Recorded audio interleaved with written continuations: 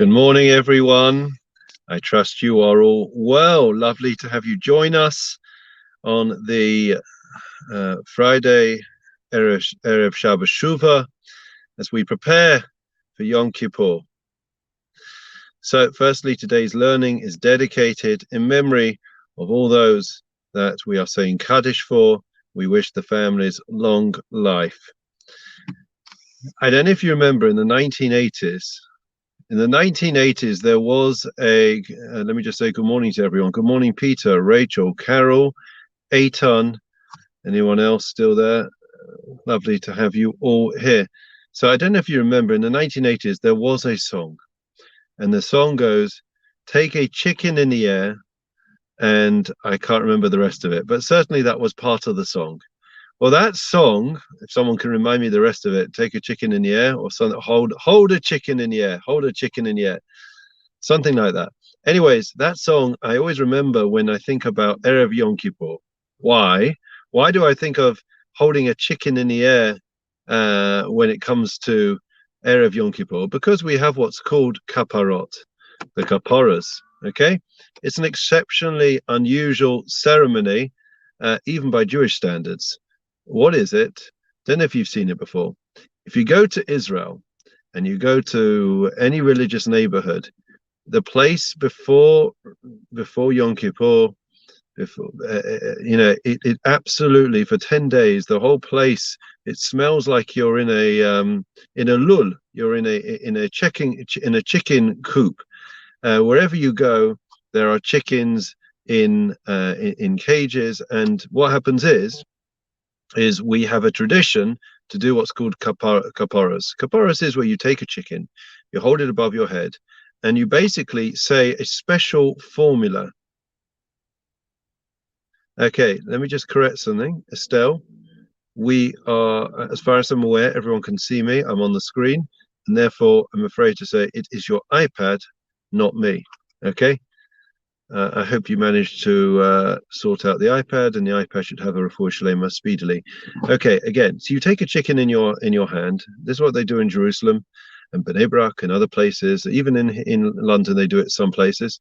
And they take that chicken and they put it around their heads and around the heads of their family, and they say, Ze kaparasenu, this is our Ze chalifatenu, this is our exchange, right? Ze tmuratenu. So basically, what happens is there is a formula that they are saying is that we are saying the chicken is in the place of us. Listen to what I just said. Good morning, Alan. The chicken is in the place of us. In other words, what we are saying is, in truth, in absolute truth, we, should be, we've done a lot of bad stuff, and really, we should be sacrificing ourselves the way we're about to sacrifice the chicken. But what we do is we put it on the chicken, or we put it, nowadays, we don't use chickens in the main, we take money, which is even more interesting. We take money and we circle our heads and the heads of our children and our families, and we say that this money is in the place of our family.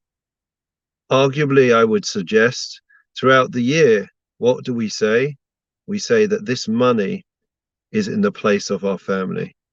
In other words, throughout the year, what we have put the focus on the money at the expense of our family. Before Yom Kippur, we hopefully are in a position where we say that the family comes first. The family is in the place of the money. Isn't that fascinating? We make sacrifices throughout the year, but the sacrifices are at the expense of the things that we cherish, the things that are so dear to us. It comes before Yom Kippur, the moment of truth, and we look up and we look at that money, or we look at that chicken, and we say, my goodness, what have I been doing the whole of this year? How could I be so short-sighted, so small-minded, so narrow-minded? How could I not have had the right perspective to life, to value, to cherish my family, my spouse, my children, our loved ones, our parents, the crowns of our heads?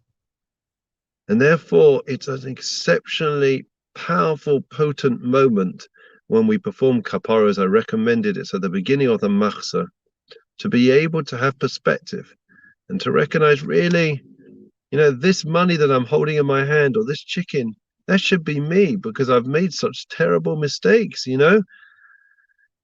And of course, what happens with the chicken and with the money is that we offer it. The chickens in Jerusalem, they are shechted, they are ritually slaughtered, and then they are given to the poor so that they have some food to eat for before Yom Kippur. So that's what, and with the money as well, it goes to charity. So in other words, what I would like to suggest, it's my interpretation, is that what we are trying to commit to is to show that our priorities have been wrong till now, but now I recognize